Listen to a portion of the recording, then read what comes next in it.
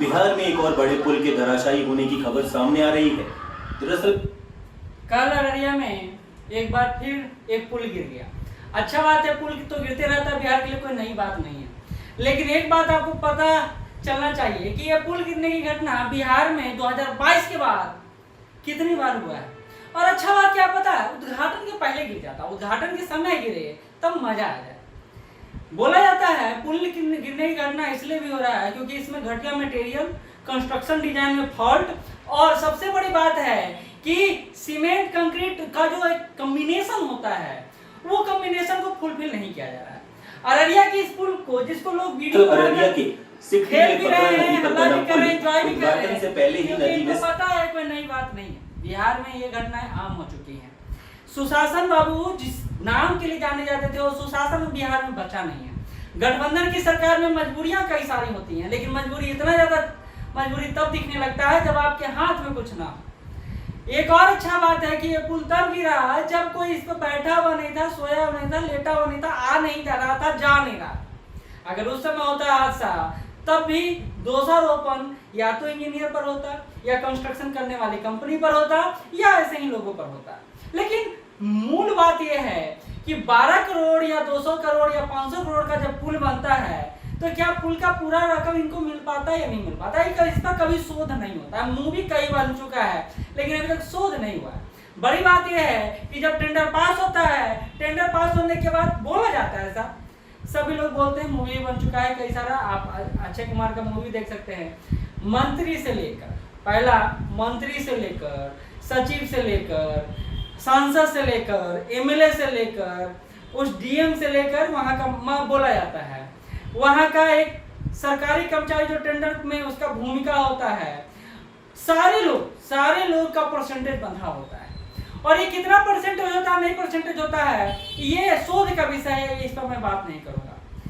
तब एक सांसद से पूछा जाता है कि भैया क्या कारण है कि लगातार बिहार में पुल गिरने की घटनाएं बढ़ रही है, तो सांसद महोदय क्या बोलते हैं, जरा उनका भी बयान एक बार सुन लीजिए, क्योंकि काम तो हमेशा। अच्छा, पुल का जिक्र कर रहे हैं आप, अभी 2 दिन पहले एक पुल गिरा है अररिया में। एक बहुत महत्वपूर्ण पुल है बकरा नदी में, जो कुर्सा काटा, बकरा नदी में यह पुल बना है। एक ब्रिज में उसमें पहले भी बनवाया था, लेकिन नदी आगे बढ़ गई। पुल यहाँ पर बड़ी बात है इस पुल के बारे में जो अररिया में गिरा है, ये पहले भी पुल गिर चुका है। बोला जाता है बकरा नदी का ही बालू का प्रयोग इस पुल को बनाने के लिए किया जा रहा है। और आपको पता है कि गंगा बालू हो चाहे अन्य नदियों का बालू हो, वो ज्यादा मजबूत नहीं बना पाता है, स्पंजी नहीं होता है। जैसे सोन नदी का बालू बहुत महत्वपूर्ण है, कॉस्टली भी है, लेकिन वो बालू अस्थायी निर्माण के लिए बहुत जरूरी है। लेकिन इंजीनियर या कंस्ट्रक्शन करने वाली कंपनी इस पर ध्यान क्यों नहीं दे पाती है? कारण सिंपल सा है, कहीं ना कहीं तो गोलमाल है। लेकिन ना इस पर कोई एमएलए बोलेंगे, ना एमपी बोलेंगे, ना सरकार बोलेगा। सारा लिपापोती पर, एक दो पर इंजीनियर पर गाज गिर गया, कंस्ट्रक्शन करने वाली कंपनी पर गाज गिर गया, ब्लैक लिस्टेड कर दिया गया, और कब उनको लिस्टेड में शामिल कर दिया गया कोई पता नहीं। तो ये खेल सिर्फ बिहार में नहीं चल रहा है, गलत बात। ये खेल पूरे भारत में चल रहा है। तो एक मूवी का बहुत अच्छा डायलॉग था कि भ्रष्टाचार के लिए सरकार चल रही है, सरकार के लिए भ्रष्टाचार नहीं चल रहा। भ्रष्टाचार है इसलिए सरकार है, और यही बात बिहार में भी लागू हो रहा है। सुशासन बाबू का तमगा छीन चुका है और बिहार में करप्शन का खेल पूरे अच्छे तरीके से चल रहा है। लिपापोती के नाम पर किस तरह बेशर्मी से काम किया जाता है ये बताने का जरूरत नहीं है, क्योंकि ये डाटा हर कुछ बताता है, डाटा सब कुछ समझाता है।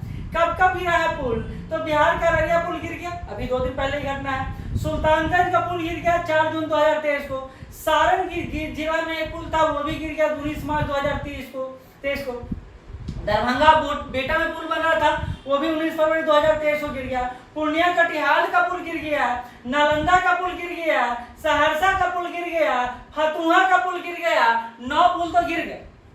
अरे पुल में घायल बहुत ज्यादा होता है, और मुझे एक बात का पता नहीं चलता। इन लोगों को पता है कि भैया पुल अगर अस्थायी नहीं बनेगा, गिरेगा, तो इसका जो प्रभाव पड़ेगा आम लोगों पर पड़ेगा। तभी बेशर्मियत से कंस्ट्रक्शन करने वाली कंपनी हो या इंजीनियर हो, सब कैसे छूट जाते हैं, कैसे इन पर तो मौत का जो दंड है वो लगाना चाहिए।